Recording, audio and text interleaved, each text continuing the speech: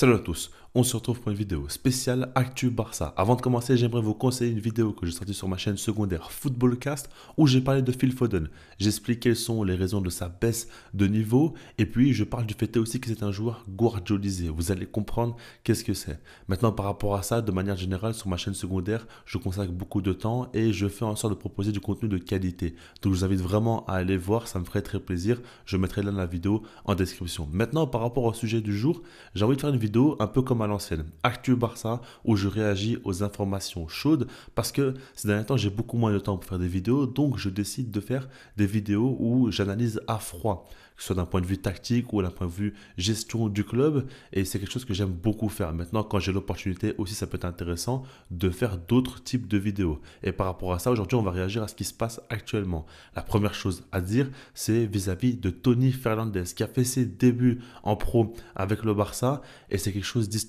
parce que c'est le deuxième joueur le plus jeune de l'histoire du Barça à démarrer un match avec l'équipe première. Il est évidemment juste derrière Lamine Yamal, donc c'est quand même quelque chose de notable. Et puis par la suite, ça a suscité quelques réactions. Déjà pour commencer, Hansi Flick en a parlé en conférence de presse et il a été quand même très élogieux parce que dans un premier temps, il a dit que c'est un joueur qui a un grand talent et puis il a aussi dit que sa personnalité l'impressionne. On a vu aussi Araujo en parler et dire tout simplement que lors des entraînements, il avait déjà été impressionné par ce joueur-là et qu'à la Masia, il y a quand même beaucoup de talent.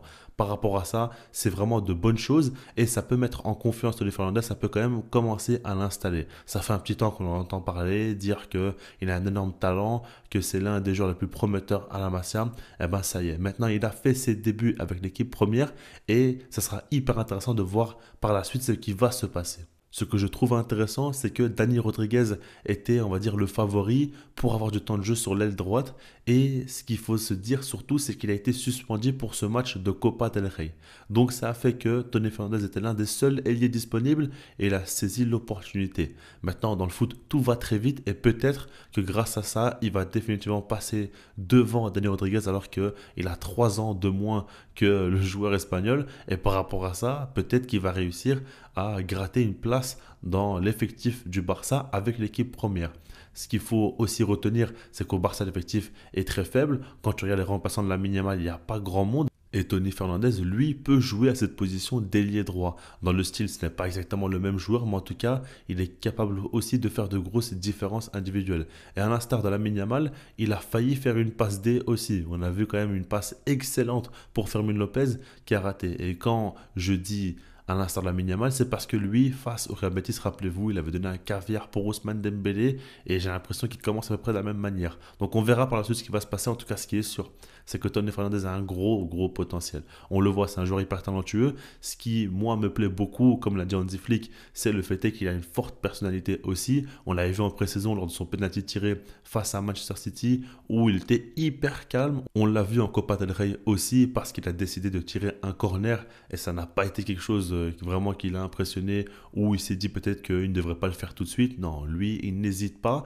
et en soi, des joueurs talentueux à la Masia, il y en a énormément. Maintenant, des joueurs qui ont la personnalité pour réussir en pro, pour assumer un nouveau statut, il y en a beaucoup moins. Et j'ai l'impression que Tony Fernandez, lui, peut le faire. Après, évidemment, il ne faut pas non plus s'enflammer. Ce n'est que les débuts. Il n'a pas encore fait quelque chose de notable, mais par rapport à ça, c'est une bonne chose. Maintenant, ce que j'aimerais dire aussi, c'est que j'ai l'impression que Hansi Flick voulait miser sur lui dès le début de la saison. Parce que déjà, il l'avait appelé à la pré-saison, il a commencé à le faire jouer. Et puis par la suite, quand on regarde, ce qui est intéressant, c'est qu'Hansi Flick a déclaré qu'il est content pour Tony Fernandez qui reprenne la compétition après une telle blessure. Parce que ce qu'il faut savoir, c'est que Tony Fernandez avait subi une blessure qu'il a écarté des terrains pendant plusieurs mois. Aujourd'hui, il est de retour et tout de suite, Hansi Flick compte sur lui alors qu'il n'a même pas encore beaucoup repris avec l'équipe B. Ça, c'est quand même une donnée hyper importante. Et peut-être que s'il n'y avait pas eu cette blessure-là, il aurait joué plus tôt avec l'équipe première. Et ça, c'est quand même une donnée très importante à prendre en compte. Par rapport à ça, on sent quand même qu'Hansi Flick apprécie énormément le joueur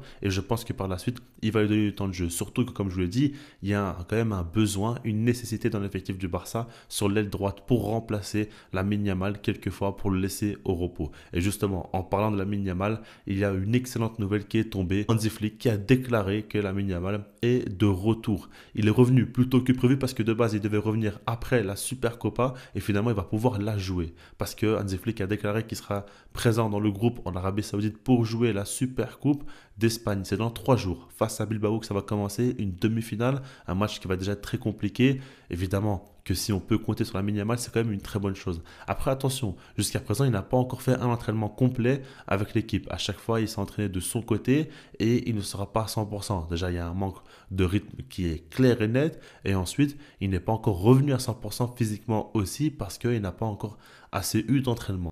Selon moi, la meilleure chose à faire est de ne pas le mettre non plus tout de suite titulaire face à Bilbao. Il faudra commencer le match avec l'équipe type, sauf Lamine Yamal évidemment, et le faire rentrer en cours de jeu avec une perspective positive où tu te dis que si jamais tu joues la finale, tu pourras le mettre en tant que titulaire potentiellement parce que c'est un match hyper important. Parce que oui, je pense qu'on ne s'en rend pas trop compte, il n'y a pas beaucoup de gens qui en parlent, mais la Supercopa va commencer et c'est l'opportunité pour le Barça de gagner un titre dans cette saison. Et puis, en dehors de gagner un titre, qui est déjà une très bonne chose, évidemment, pour le palmarès, etc., il faut aussi se dire que le Barça peut véritablement se relancer. Et puis même faire mal au Real Madrid. Dans l'idée de se dire que le Barça est désormais 3e en Liga, le Real a pris de l'avance sur le Barça. Il y a eu une succession de matchs quand même très décevants. Il faut un petit peu relever la tête. Si jamais tu gagnes un titre, notamment avec une finale où tu bats à nouveau le Real Madrid, ça peut mettre vraiment un coup positif au moral des joueurs du Barça et dans le même temps un coup négatif au moral des joueurs du Real Madrid qui eux commencent petit à petit à se relancer. Par rapport à ça, c'est hyper important pour la suite de la saison de gagner ce titre-là. Parce que si jamais tu arrives à le faire, tu peux vraiment relancer une bonne dynamique et ensuite enchaîner en Liga où tu dois rattraper du retard. Alors que si jamais tu ne gagnes pas ce titre-là, tu vas commencer à être en crise et puis à chaque fois, les matchs de Liga vont être sous haute tension parce que tu n'auras pas le choix de gagner et ça peut vite devenir une catastrophe parce que tu es déjà 3e et tu pourrais vraiment être déclassé par rapport à ça. Personnellement, je suis persuadé que le Barça peut accomplir de bonnes choses. Il y a quand même des joueurs de très haut niveau. Hansi Flick a travaillé pas mal d'aspects tactiques. J'en ai parlé et je pense qu'aujourd'hui, il arrive beaucoup plus armé pour être compétitif. Et par rapport à tout ça, il y a aussi le retour de Lamine Yamal qui fait beaucoup de bien, qui va changer énormément de choses. Par rapport à ça, je pense que le Barça est largement capable de gagner la Supercopa et de redevenir hyper compétitif. Une saison, c'est long. On a vu beaucoup de belles choses. Il ne faut pas non plus tout jeter par rapport à ça. Je pense qu'on peut espérer de bonnes choses pour la suite. Maintenant, il faut être patient aussi et il faut attaquer les choses étape par étape. Déjà en Copa, pour moi, il faut viser le titre. En Supercopa, plus que jamais aussi, il faut viser le titre. En Liga, quand tu regardes, dans l'idée, tu es 3e. Aujourd'hui, c'est compliqué. Maintenant, le Real Madrid et l'Atlético Madrid aussi sont deux équipes avec des incertitudes. Donc, par rapport à ça, il ne faut pas non plus lâcher l'affaire. Très loin de là, tu n'es pas encore distancé et il reste beaucoup de temps.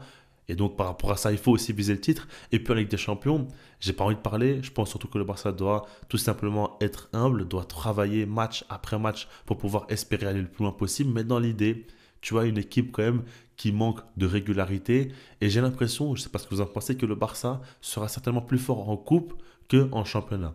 C'est une équipe quand même qui est assez irrégulière et qui peut décevoir face aux petits en règle générale, mais jusqu'à présent, face aux gros, le Barça n'a jamais déçu. Parce que oui, on a perdu face à l'Atlético Madrid, mais encore une fois, dans le contenu, ça a été excellent. Et puis, que ce soit face à Dortmund, Bayern, Real Madrid, les résultats ont été excellents et le contenu, dans la plupart des matchs, aussi a été excellent. Par rapport à tout ça, j'ose espérer que le Barça sera une équipe qui va être fort en coupe.